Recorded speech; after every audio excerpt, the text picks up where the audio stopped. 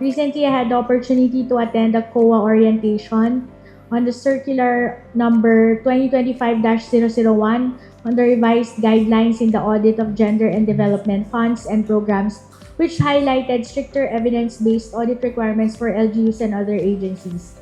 COA will now closely examine key documents such as the GAD Focal Point System Functionality Assessment, Gender Analysis Tools, GAD Agenda, GAD Plan and Budget, and the GAD Accomplishment Report. These are not mere compliance papers, but are clear measures of genuine gender-responsive governance.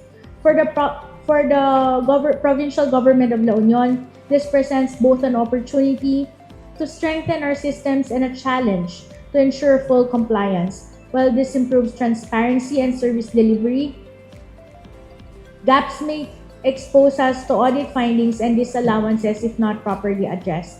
However, honorable colleagues, structures alone are not enough. Effective implementation requires clear direction, coordination, and adequate capacity.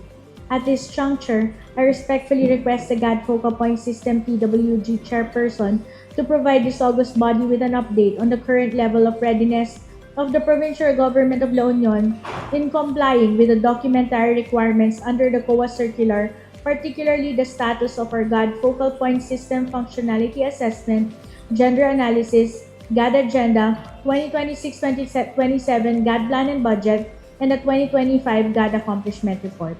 Likewise, I respectfully request an update on the staffing and operational capacity of our newly created Gender and Development Unit, considering the volume of technical demands and continuing nature of these requirements. Such updates will guide this body in identifying the appropriate legislative and budgetary measures needed to strengthen our GAD systems. We trust that once completed, this will significantly enhance our institutional readiness and enable us to effectively meet the standards set by the COA circular. In light of these developments, I respectfully propose that this matter be referred to the Committee on Women, Responsible Parenthood and Gender and Development for further study and appropriate recommendation. This course of action is intended to further support our shared objective of strengthening our GAD systems and ensuring that implementation is aligned with existing policies and audit requirements.